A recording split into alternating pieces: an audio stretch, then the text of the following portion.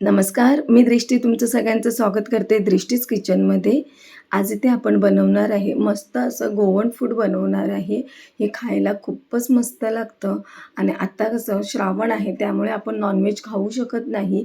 तर श्रावणामध्ये नॉनव्हेज लव्हरला ही डिश खूप म्हणजे खूपच जास्त आवडणार.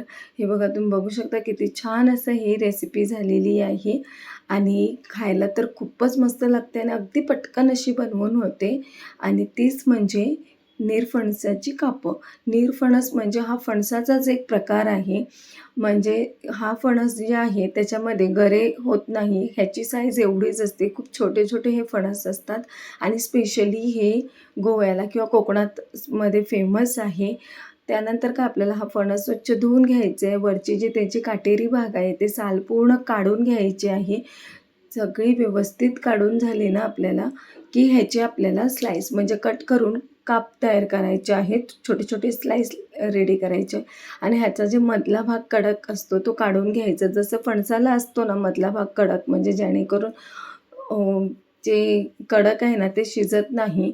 त्यामुळे हे काढून घ्यायचे आणि अशा प्रकारे आपल्याला स्लाईस करून घ्यायचे. म्हणजे छोटे-छोटे काप करायचे. अगदी मीडियम साईजचे करायचे. अगदी जाड किंवा अगदी पातळ असे नाही करायचे. त्यानंतर काय स्वच्छ धुवून घ्यायचं आहे आणि धुतलेलं पाणी गाळून घ्यायचं आहे. मग आपल्याला हे पाणी गाळल्यानंतर ह्याच्यामध्ये अर्धा चमचा मीठ घालायचं आहे किंवा चवीनुसार मीठ घालायचं आहे आपल्याला ह्याच्यामध्ये आणि मीठ घालून आपल्याला हे व्यवस्थित म्हणजे एकजीव करून घ्यायचे आहे. त्याच्याचमध्ये आपल्याला इथे मी अर्धा चमचा हळद घातलेली आहे. हळद आणि मीठ हे लावून आपल्याला हे थोडं साईडला ठेवायचं आहे. म्हणजे एकदम असं मिक्स करून झालं ना, एक 5-10 मिनिटासाठी आपल्याला हे साईडला ठेवायचं. जेणेकरून हे जे निरफणसाचे काप आहेत, ते आपल्याला व्यवस्थित मीठ आणि हळद लागून झाले ना, की त्याची टेस्ट खूप छान लागते. आणि एक 5-10 मिनिटं साईडला ठेवल्यानंतर ना, ह्याला थोडंसं पाणी सुटतं. म्हणजे थोडंसं पाणी येतं ते आपल्याला गाळून घ्यायचं आहे. म्हणजे काढून घ्यायचं आहे. पाणी आपल्याला त्याच्यामध्ये नाही घालायचं आहे. हे पाणी पूर्ण गाळून झाल्यानंतर ह्याच्यामध्ये लाल तिखट घालायचं. इथे मी 1 चमचा लाल तिखट घातलेला आहे. गरज लागलीच तर थोडंसं मीठ अजून टाकू शकता. पण इथे मीठ इनफ आहे आणि हे लाल तिखट घालून तुम्ही एकजीव करू शकता. इथे लाल मसाला किंवा तुम्ही घरचा मसाला घातला तरी हरकत नाही. आणि इथपर्यंत रेसिपी बघितली असेल तर प्लीज चॅनलला सबस्क्राईब करा. आणि त्यानंतर आपल्याला इथे लागणार आहे फ्राय करण्यासाठी रवा घ्यायचा आहे. रवा तुम्ही मीडियम किंवा बारीक घेऊ शकता. त्याच्यामध्ये पाहिजे तर अजून क्रिस्पीनेसपणा व्हायला तुम्ही 1 चमचा तांदळाचं पीठ घालू शकता. पण इथे मी तांदळाचं पीठ नाही घातलेलं आहे. मग इथे आपल्याला चिमूटभर इथे लाल तिखट आणि 1 चिमूट आपल्याला मीठ घालायचं आहे. हे व्यवस्थित आपल्याला एकजीव करून घ्यायचे आहे. रवा सगळा एकजीव झाल्यानंतर आपल्याला जे आपण कापला म्हणजे निरफणसाच्या कापला जे हळद, मीठ, मसाला लावून घेतलेला आहे ना, ते डीप करून घ्यायचं आहे आणि व्यवस्थित पूर्ण हे चारही बाजूने रव्याची कोटिंग करून घ्यायची आहे. हे बघा तुम्ही बघू शकता. अशा प्रकारे आपल्याला बाकीचेही करून घ्यायचे आहे.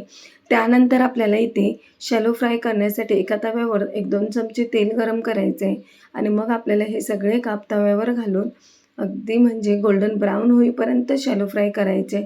सगळे घालून झाल्यानंतर आपल्याला ह्याच्यामध्ये अजून 1-2 चमचे वरून तेल घालायचे आहे आणि तेल घालून झाल्यानंतर आपल्याला हे म्हणजे फ्राय करायला एक झाकण लावून एक 4-5 मिनिटं ठेवून द्यायचं. जेणेकरून हे कसं पटकन फ्राय होतं.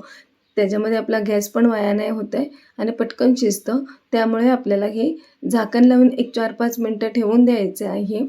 त्यानंतर आपल्याला हे उलट करायचे आहे म्हणजे दुसऱ्या साईडने फ्राय करायचे. हे बघा तुम्ही बघू शकता किती मस्त असं फ्राय झालेले आहे आणि व्यवस्थित असं फ्राय झालं ना, की लास्टला 1 मिनिटं गॅस फास्ट ठेवायचा आणि म्हणजे मस्त अशी क्रिस्पीनेस येतो आणि हे तुम्ही बघू शकता किती छान असे आपले निरफणसाचे काप रेडी झालेले आहे. इथे हे खायला खूप म्हणजे खूपच मस्त लागतात. एकदा जर तुम्ही हे बनवून खाल्ले ना, तर तुम्ही निरफणस लवर होणार आहे. कारण हे खायला खूपच मस्त लागतात. मला तर हे खूपच आवडतात. मलाच काय माझ्या फॅमिलीमध्ये सगळ्यांनाच हे आवडतं. आणि इथपर्यंत जर तुम्ही रेसिपी बघितली असेल आणि आजची रेसिपी जर तुम्हाला आवडली असेल ना, तर नक्की तुम्ही ही रेसिपी घरी बनवा. आणि प्लीज चॅनलला लाईक, शेअर, सबस्क्राईब करायला विसरू नका आणि थँक यू फॉर वॉचिंग.